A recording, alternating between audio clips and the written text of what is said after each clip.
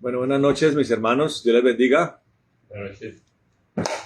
Bienvenidos al tiempo de discipulado el día de hoy, esta noche. Vamos a esperar que las personas se puedan ir conectando a la transmisión.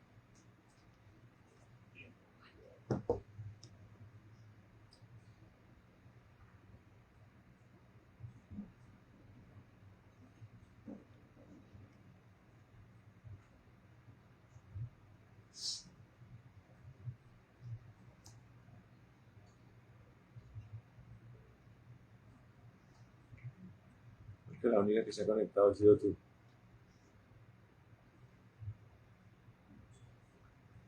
Creo que hasta ahora estoy abriendo Facebook. Y ya. Y ahora sí estoy. Bueno, vamos a orar entonces para arrancar. Bueno, Padre amado, en el nombre de Jesucristo, nosotros en esta noche te damos gracias, te damos a ti la alabanza, Señor, toda exaltación, Dios, en esta hora, Dios, a ti el reconocimiento, a ti, Señor, la gloria, la honra, Señor, toda adoración, toda mente, Señor, toda palabra, todo corazón, es ofrecido en esta hora, Señor.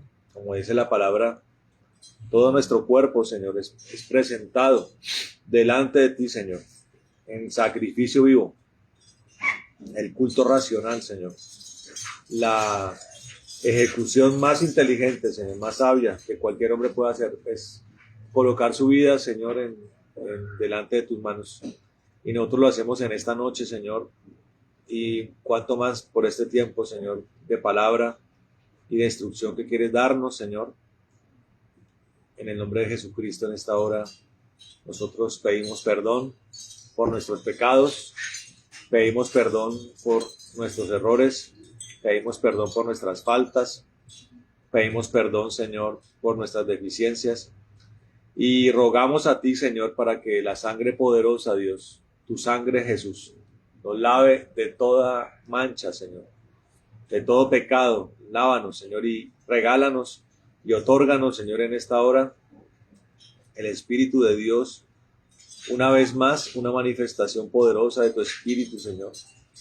Hoy se glorifique en medio de nosotros, Dios, brote de nuestro corazón. Emerja, Señor, como una fuente en nuestras vidas, Señor. Necesitamos de ti, Señor. Como el sediento necesita de las aguas, Dios.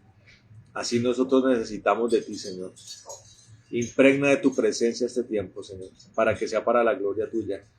No la de los hombres, Señor, ni por la preparación de los hombres, ni por el esfuerzo de los hombres, Dios, sino para la gloria tuya, por la gracia tuya, Señor. En esta noche nosotros podamos recibir algo precioso del cielo, Señor, que sea provechoso para nosotros. Oramos para que un nutriente espiritual venga a nosotros, se meta en nuestro espíritu, Señor, en nuestra alma y en nuestro propio cuerpo, Señor. Señor, que tu presencia, Dios, que tu revelación traspase, Señor, las coyunturas, que se impregnen incluso el tuétano óseo, Señor, del cuerpo. Lleno de ti, Señor, llenos de ti necesitamos estar en esta hora, Señor. Y queremos recibir lo que viene de arriba, Señor. No lo teológico, no lo seminarístico, no lo académico, sino lo que viene de ti, Señor. Lo que es revelador, lo que es contundente, lo que potencia la fe, Señor. Lo que nos fortalece, lo que nos edifica, lo que nos establece, lo que nos afirma, Señor. Es lo que pedimos en esta noche. En el nombre de Jesús, venga a nosotros. Y declaramos que tu gloria es grande, Señor, y poderosa. En el nombre poderoso de Jesucristo, Padre, y te pido que bendigas todas las vidas que están allí presentes, Dios, que están esperando, Señor, que están esperando que tu palabra venga, maravilloso Dios. En el nombre de Jesucristo, Señor, nosotros desechamos todo espíritu de error y confusión y de mentira y lo atamos y lo echamos al abismo, Señor, y todo tropiezo, Señor, y todo aquello, bendito Dios, que es un impedimento o un obstáculo para que recibir lo tuyo sea desechado en el nombre de Jesús en esta noche.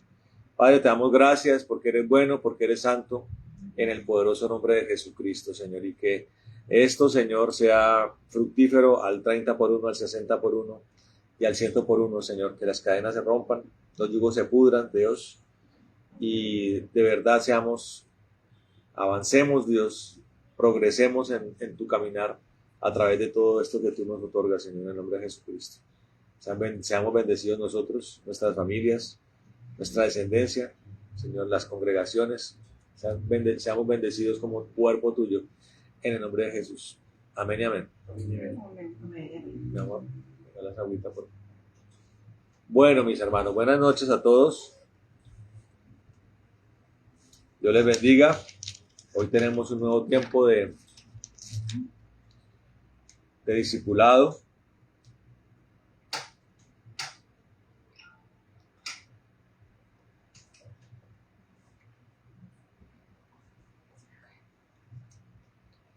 No teníamos discipulado desde hace casi un mes.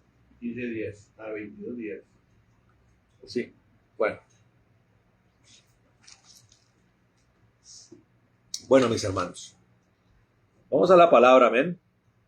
Estábamos nosotros hablando de la revelación de Dios, basado en lo que la palabra nos menciona, que el evangelio es poder de Dios, poder de Dios. Y en ese pasaje que está en Romanos 1, es un contexto donde Dios nos habla de poder y nos habla también de revelación, como si fueran una sola cosa. Vamos a mirar el pasaje. Romanos 1, sí. Romanos 1, versículo 16 y 17, una vez más miremoslo. Dice la palabra del Señor, a un título que está allí, dice, el poder del evangelio, porque no me avergüenzo del evangelio, porque es poder de Dios para salvación a todo aquel que cree, al judío primeramente, y también al griego, porque en el evangelio la justicia de Dios se revela por fe y para fe, como está escrito, mas el justo por la fe vivirá. Entonces, nos está hablando la palabra, y es muy coherente esto porque hay una antigua, que no debería existir realmente, un antiguo debate que no debería existir, y es acerca de si la salvación, hay un debate que tiene dos componentes, acerca de si la salvación es por fe o por obras. Y el otro ingrediente allí es que si la fe es simplemente creer o la fe necesita estar acompañada de alguna manifestación poderosa de Dios. Y la respuesta es tanto lo uno como lo otro.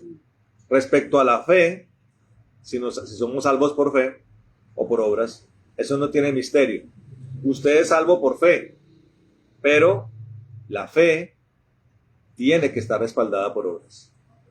Usted es salvo por creer en Cristo nominalmente, pero eso tiene que estar respaldado por una manifestación del Espíritu de poder de Dios, que es el Espíritu Santo en su vida. O sea, es una combinación entre el creer, la seguridad que tengo en mi entendimiento, en mi corazón, de que Jesús es el Señor, y el respaldo de poder que eso debe tener. Y cuando usted mira este pasaje bíblico, hay dos componentes allí muy, muy importantes. El primero, la palabra poder, y segundo, la palabra revelación.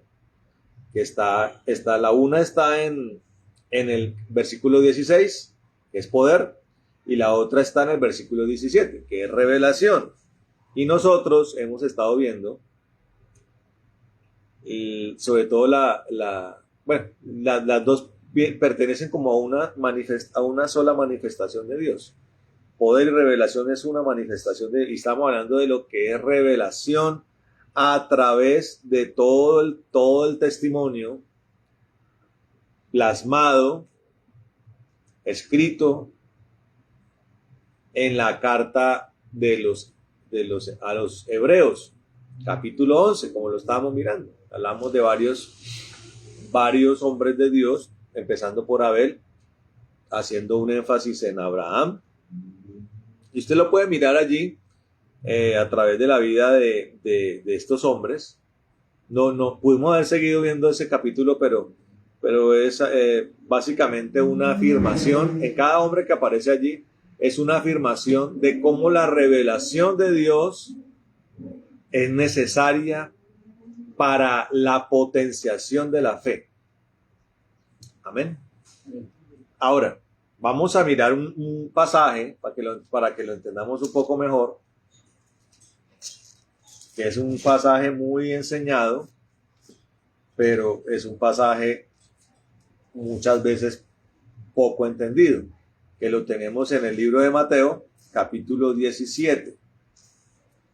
Capítulo 17.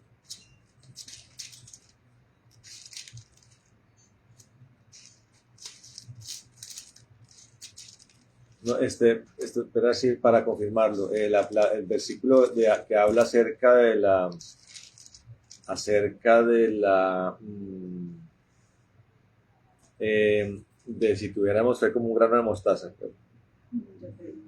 Sí, aquí está. Sí, ya lo encontré. Capítulo 17, versículo 20, dice lo siguiente. Jesús les dijo: por vuestra poca fe, porque de cierto os digo que si tuvierais fe como un grano de mostaza, diréis a este monte: pásate de aquí y allá, y se pasará, y nada os será imposible. Amén. Esta palabra, esta manifestación, esta revelación que el Señor Jesús está expresando, está en el contexto de una liberación, de una liberación que está mezclada con sanidad, o una sanidad que está sujeta a una liberación, de un muchacho lunático, y se encuentra con un momento difícil porque el muchacho no podía ser libre. Y de aquí lo que dice en el versículo 15: Señor, ten misericordia de mi hijo, que es lunático y padece muchísimo, porque muchas veces cae en el fuego y muchas en el agua. Y lo he traído a tus discípulos, pero no le han podido sanar. Mire lo que dice el versículo 17. Respondiendo Jesús dijo: oh generación incrédula y perversa, ¿hasta cuándo he de estar con vosotros? ¿Hasta cuándo os he de soportar? Traédmelo acá. Y ahí, como muchas cosas en la palabra, hermano, se arma un debate. Entonces el debate muchas veces surge de ¿a quién le faltó la fe? Si le faltó la fe a los apóstoles, o le faltó la fe a la familia o a las personas que estaban allí con el muchacho lunático. Eso todavía es debate. Unos dicen que es la fe de la gente, y otro es la fe, que la fe que faltó fue la fe de los apóstoles. Generalmente este tipo de argumentos surgen cuando explicamos o tratamos de explicar episodios donde tal vez se hubiera querido ver una manifestación de poder, pero no ocurre nada. Y muchas veces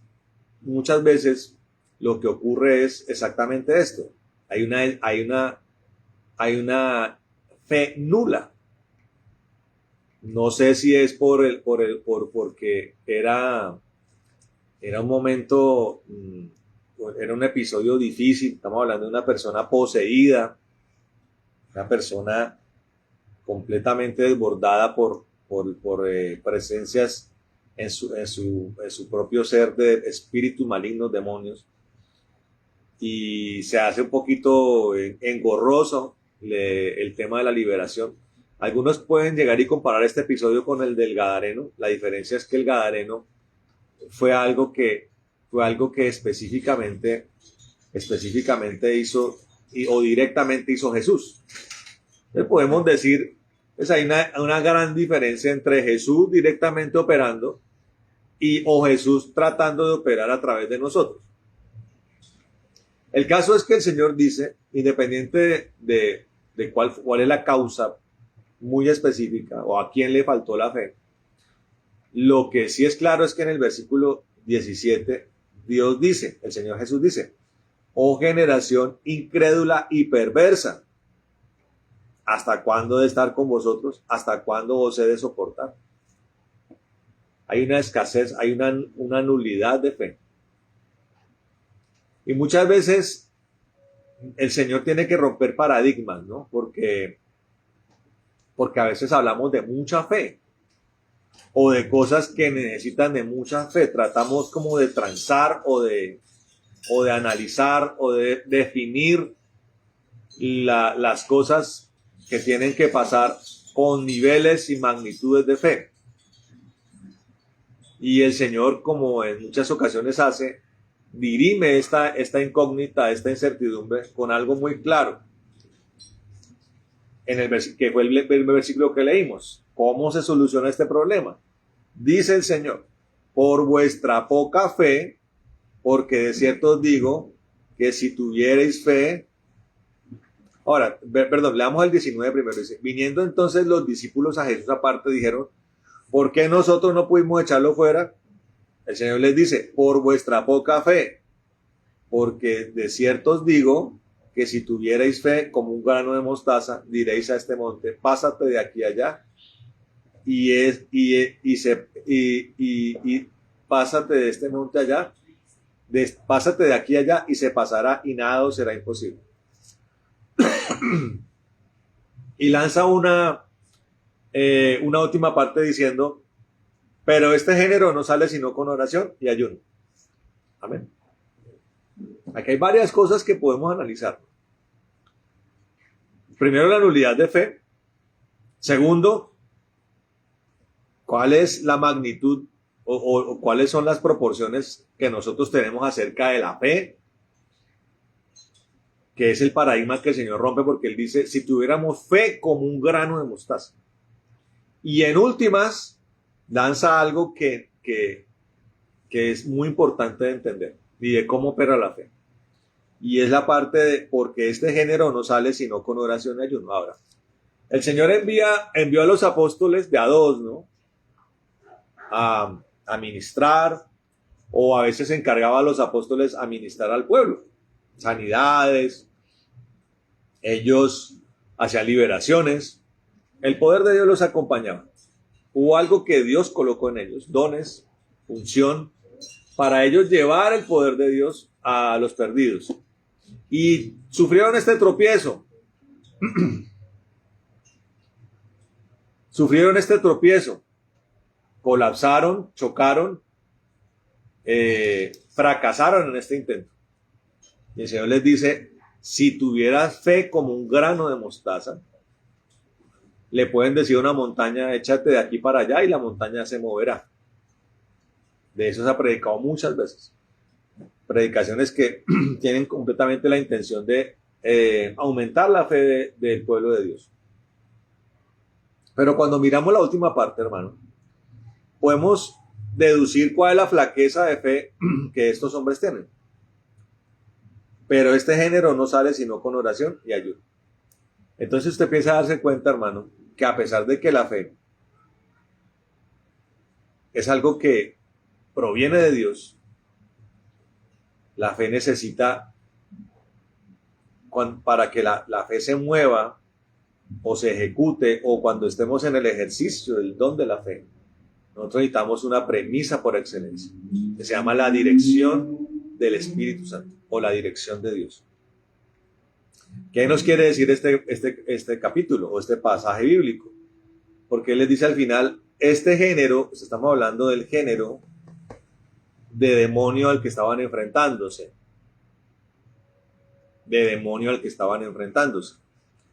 El Señor dice, este género de demonio no sale sino con oración y ayuno. ¿Qué les faltó a los apóstoles? Preguntar en ese caso específico qué tenían que hacer. ¿Cómo opera la fe, hermano? Y lo miramos en el capítulo 11. Viene la revelación, hermano.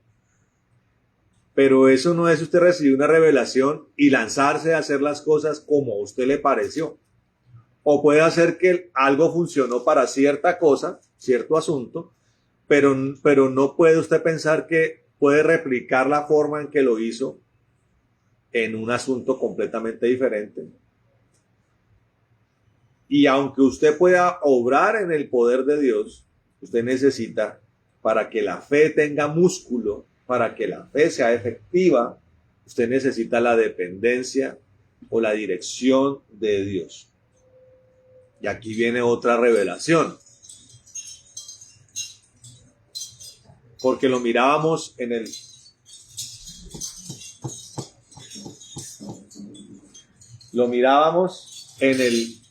versículo 17 de Romanos.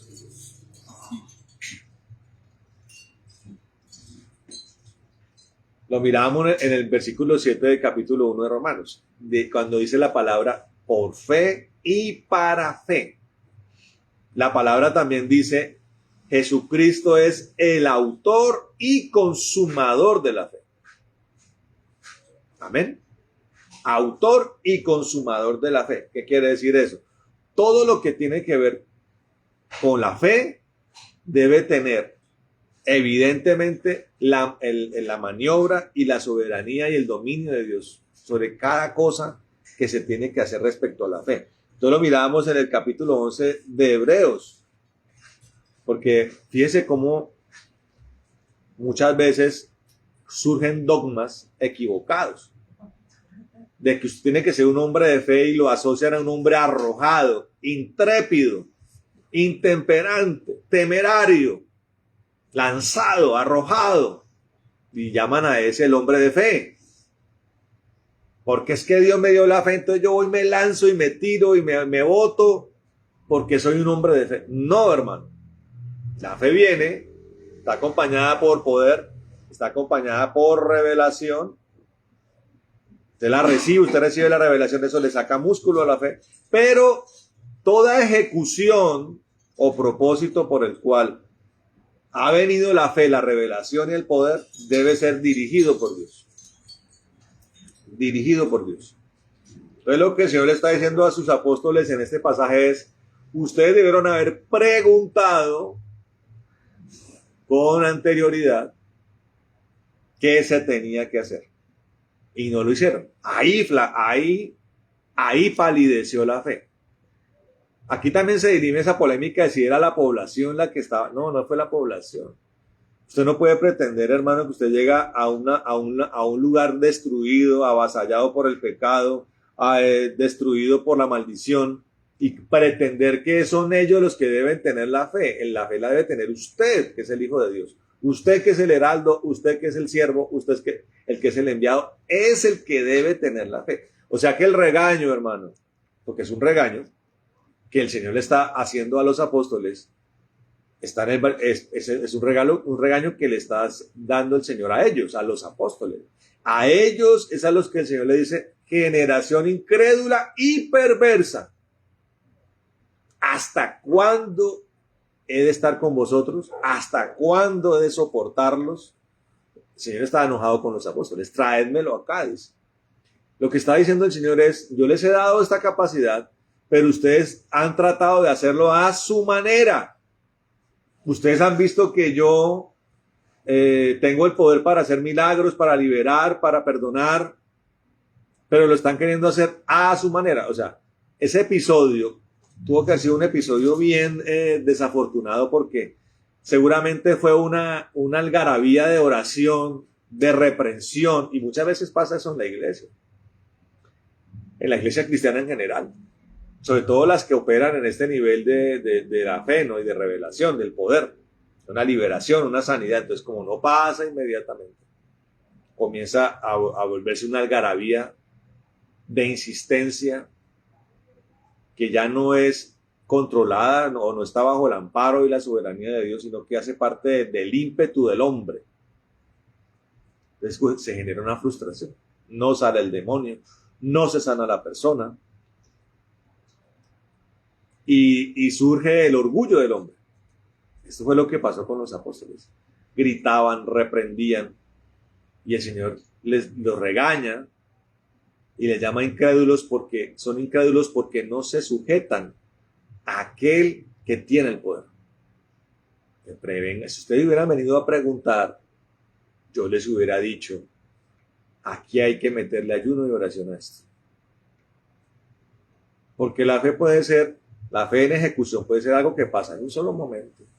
O puede ser algo que requiere de todo un procedimiento, hermano, para que algo de Dios pase. Y la Biblia está llena de eso, de cosas que pasaban inmediatamente y de cosas que necesitaban todo un proceso para que pasaran. Y eso hace parte de la soberanía de Dios. Pueden parecer formas inentendibles en las que Dios opera, no homogéneas, pero sobre todo Dios lo hace para que nosotros dependamos de Él. Cuando el Señor sana, cuando el Señor le da la vista al ciego de nacimiento, el ciego de nacimiento no recobra la vista allí inmediatamente. Él recobra la vista después de que se lava en unas aguas, se lava él. ¿Sí? O como le pasó, por ejemplo, cuando el poder de Dios vino sobre el profeta y él sanó la lepra de este hombre de Amán y él tuvo que ir a sumergirse 7 veces en el Jordán. Son formas en las que Dios opera. Sí, son formas en las que Dios opera. Dios pudo haber destruido las ligaduras y las ataduras de Lázaro, pero Él ordenó que fueran los hombres los que lo desataran. El Dios opera, y a veces inmediatamente, o hay veces que opera a través de un procedimiento. Pero eso me habla mucho de la sujeción a Dios, de que no podemos hacer las cosas por nuestra fuerza, por nuestro ímpetu, por nuestra velocidad, por nuestra mentalidad, sino que tenemos que estar sujetos en todo momento a las cosas de Dios. Muchas veces necesitamos tener una pausa, recurrir a la oración, una oración que traiga revelación de Dios para lo que se tiene que hacer en ese momento. Cuando lo hacemos con esa dependencia y con humildad, le aseguro que Dios habla. Pasa esto, la causa de por qué no se ha podido ver la manifestación del poder es porque hay que hacer esto. Dios nos dirige, hermano. Y esto afirma la necesidad de que nosotros seamos un pueblo de Dios muy sujeto a Él, con una sensibilidad a su voz, escucharla en nuestro corazón, escucharla en nuestra mente o audiblemente, escuchar la voz de Dios y entender que Dios nos está mostrando algo. Amén. Amén. Volvemos al tema de por fe y para fe. Por fe y para fe, que está allí en Romanos 1. Pero miremos entonces, para entenderlo mejor, lo que dice el libro de Gálatas. El libro de Gálatas, capítulo 5. Perdón, capítulo 5 no. Vamos a mirar primero, antes de ver Gálatas, vamos a mirar Primera de Corintios 13. Primera de Corintios 12, donde está hablando la palabra de los dones espirituales. Y aquí en una defensa que el apóstol Pablo hace ante la iglesia de Corinto, una iglesia bien particular con la que fue un poco complejo la obra apostólica con ellos. Aquí el apóstol Pablo les está explicando a ellos y les está señalando algo que en la iglesia de Corinto estaba pasando. En la iglesia de Corinto estaba pasando es que comenzaron a manifestarse formas de poder que ellos no sabían cómo se llamaban. Y el apóstol Pablo en el capítulo 12 de primera carta a los Corintios se lo explica. Aquí lo dice, versículo 4 dice, ahora bien, hay diversidad de dones, pero el Espíritu es el mismo. Y hay diversidad de ministerios, pero el Señor es el mismo. Y hay diversidad de operaciones. Si ve que habla de fe, habla de ejecución del poder de Dios y de operaciones. Cuando se acuerda que hablábamos de procedimientos. Y hay diversidad de operaciones, pero Dios, que hace todas las cosas en todos, es el mismo. Pero a cada uno le es dada la manifestación del Espíritu para provecho. Porque a este es dada por el Espíritu palabra de sabiduría. Primer don, palabra de sabiduría. A otro, palabra de ciencia. Ya van 2 dones. Según el mismo Espíritu. A otro, fe. Mira, ahí menciona la fe por el mismo Espíritu. Está hablando de una fe don. Y menciona otros dones. De eso no lo vamos a hablar ahora. Menciona otros dones, pero menciona la fe, el don de fe. Como un don. Y en Gálatas, Gálatas, capítulo 5, versículo 22, dice lo siguiente. Habla del fruto del Espíritu, que tiene varias características. Mas el fruto del Espíritu es amor, gozo, paz, paciencia, benignidad, bondad, fe. No vamos a hablar del fruto ahora, vamos a enfocarnos en la fe. Recuerda que estamos en el segundo rudimento, que es la fe en Dios. Ahora estamos viendo en el primera carta a los Corintios 12, estamos viendo la fe don. Y volvemos y recordemos el pasaje que el Señor les dijo. Si tuvieran fe como un grano de mostaza. Ahora la palabra nos dice que el grano de mostaza es el grano de la semillita del sésamo, o de la semillita que viene sobre los pancitos de la hamburguesa. Eso se llama, esa es la semilla de sésamo, de mostaza, una semilla pequeña. Pero la botánica nos enseña que es una semilla que se convierte en un árbol frondoso y un árbol grueso. Un árbol de raíz gruesa, de tallo grueso y frondoso. Un árbol grande. O sea, como una semilla pequeña se convierte en una planta de esas dimensiones. El Señor dice, solo necesitan esa fe. Y tal vez no hemos podido explicar después de 2000 años concretamente qué el Señor Jesucristo estaba diciendo. Como todo lo de Dios, hermano, parte del hecho de que tenemos que pedirlo. Las cosas con Dios no son cosas, sobre todo después de que Dios nos llama, las cosas con Dios deben desarrollarse en el ámbito de la oración. Por eso el apóstol Pablo dice, orad sin cesar. Por eso el Señor Jesucristo le decía a los apóstoles, hay que orar más de 1 hora, hay que ser hombres de oración, como era él en Getsemaní, como era él allá cuando se apartaba, oración. Y en la oración, cuando ustedes desglosa la oración, el modelo de oración que es el Padre Nuestro. El Padre Nuestro no es una oración para ser repetida.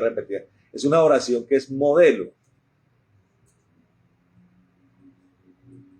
Por excelencia, esa oración nos dice que está basada en pedirle a Dios. Padre Nuestro que estás en los cielos, santificado sea tu nombre. Tiene un componente de oración. Venga a nosotros tu reino. Ahí ya aparece la petición. Venga a nosotros tu reino.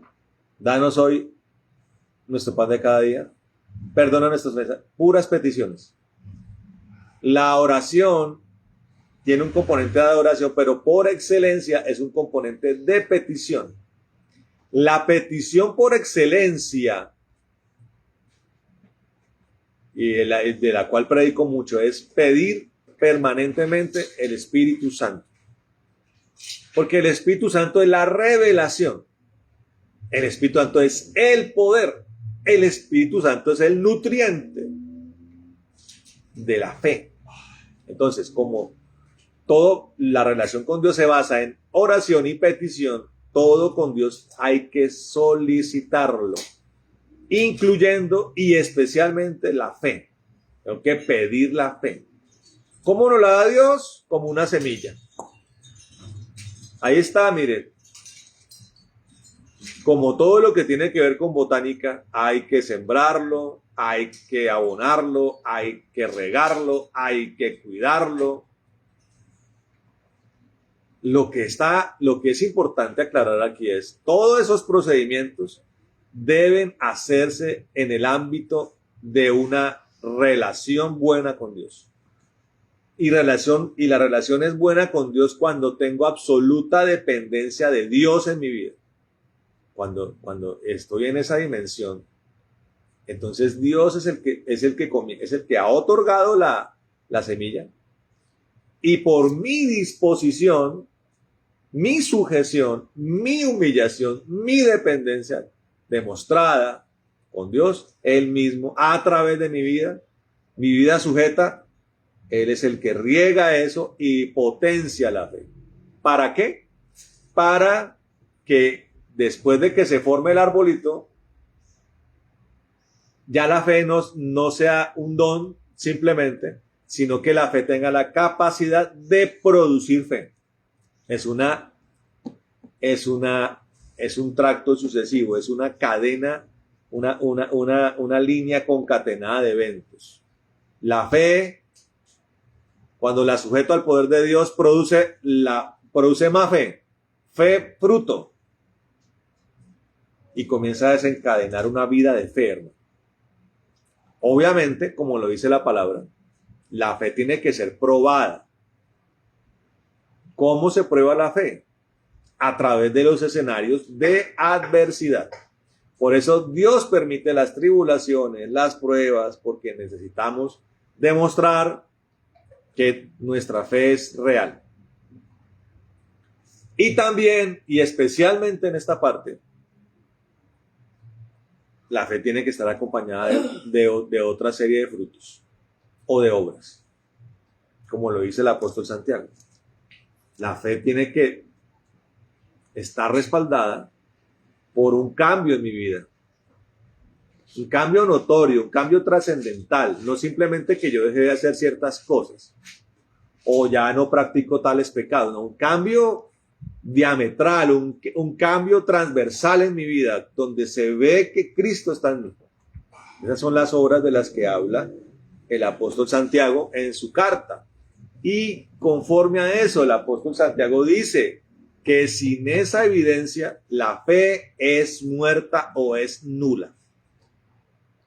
Cuando el Señor le está diciendo a los apóstoles, generación perversa, le está concatenando con las palabras que después dice el apóstol Santiago.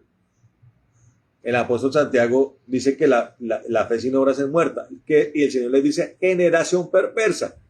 Es perversa porque está actuando en insujeción. Está advirtiéndole el peligro de una fe desarrollada fuera de una absoluta sujeción a Dios. El éxito de la fe es que nosotros estemos rendidos a Cristo. Ese es el éxito de la fe. Y en esa dimensión de revelación de poder, cualquier cosa puede pasar. El escenario de la fe no admite entonces ni orgullo, ni soberbia, ni arrogancia, que es una de las cosas donde muchos hombres de Dios y mujeres de Dios flaquean. Y comienza uno a robarle la gloria a Dios, a perder el primer amor y a exponerse a que el Señor no nos vea con ojos de agrado y que no seamos nosotros hombres o mujeres conformes a su corazón. Voy a dejar el tema allí, hermano, porque me parece que esto hay que meditarlo. Hermano. A las 8:40 ¿qué son? Perdón, 7:40 ¿qué? 7:43. A las 7:43 vamos a dejar el tema allí. porque me parece que lo que ha hablado es un pedazo grueso que hay que masticar. Yo quiero darle un consejo, hermano. Y lo doy porque creo que pocos son los que lo hacen. Y lo doy precisamente para que los que no lo hacen, lo empiecen a hacer. Usted necesita, hermano y hermana, meditar en la palabra. ¿Qué es meditar en la palabra? Rumiar la palabra. Regurgitarla.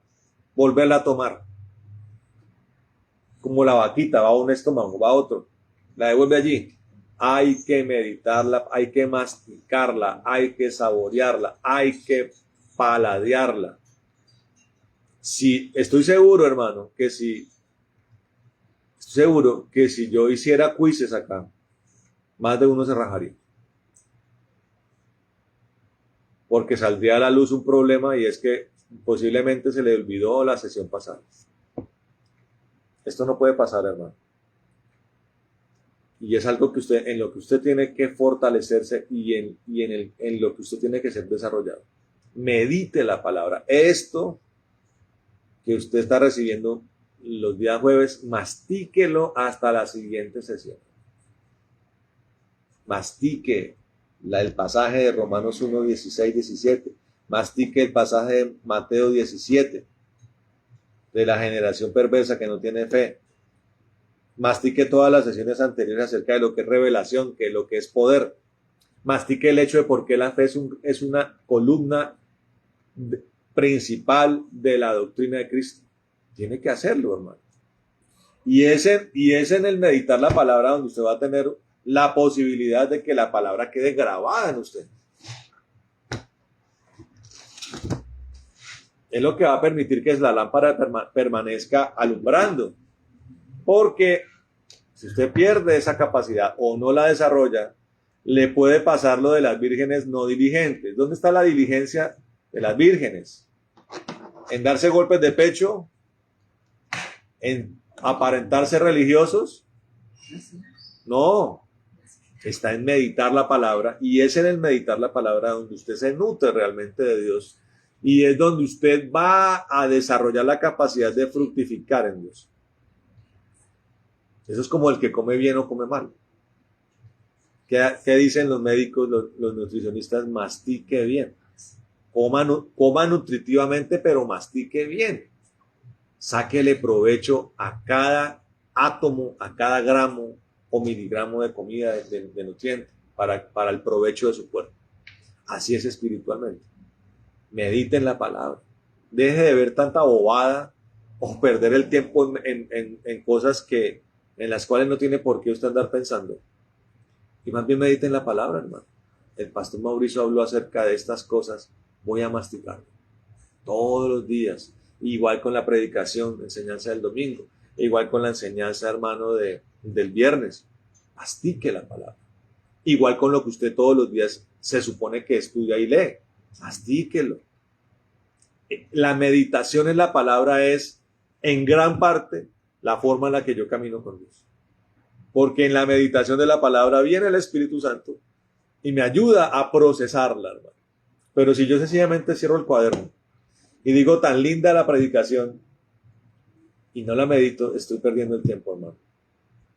Es como el buen estudiante. El buen estudiante es el estudiante que repasa. Es el estudiante que vuelve y lee. Es el estudiante que vuelve y mira. Con Dios es igual, hermano. Es un consejo que le doy para su provecho y una garantía de que usted pueda ser un cristiano efectivo y conforme al corazón de Dios. Vamos a orar, hermanos, para despedir este tiempo. Bueno, Padre bendito, en el nombre de Jesucristo de Nazaret, te damos gracias en esta noche, te damos alabanza, te damos reconocimiento, te damos exaltación a ti, Señor. En esta hora pedimos, Señor, que mis hermanos tomen estas cosas, Señor, tan ricas del reino de los cielos. Estas viandas y manjares del cielo, te pido que ellos lo reciban y lo reciban con provecho. Y lo aprecien, Señor, y lo devoren, lo mediten, le saquen todo nutriente posible, Señor. Y que así mismo sea sea notorio en ellos y provechoso para sus vidas y para sus generaciones, Señor. Damos gracias por esta noche. Nosotros atamos todo espíritu maligno, todo satanismo, brujería, hechicería, sortilegio, espiritismo, lo atamos por perversión, persecución, conspiración, muerte, desolación, destrucción. Todo espíritu maligno que se ha levantado en contra de nosotros lo atamos y lo echamos al abismo. Espíritus de error y confusión, los atamos y los echamos al abismo en esta noche en el nombre de Jesucristo. Y lo hacemos para tu gloria, para tu alabanza y para tu reconocimiento en el poderoso nombre de Jesús. Señor, sé tú nuestro proveedor, sé tú nuestro sanador. Susténtanos, sánanos, desata poder, Dios, a nuestro favor. Bendice Colombia, bendice nuestras congregaciones. Fortalécenos y levántanos. Y sé siempre tú nuestro respaldo en el nombre de Jesús. Atamos toda retaliación y venganza y furia de las tinieblas y la echamos al abismo. Y oramos como lo hizo Jabes, que tú nos bendigas, que ensanche nuestro territorio, que tu mano esté con nosotros y nos libre de todo mal para que no nos dañe. En el poderoso nombre de Jesús. Amén y amén. Amén. Amén y amén. Bueno, mis hermanos, Dios les bendiga, Dios les guarde. Amén. Amén. Bendiciones.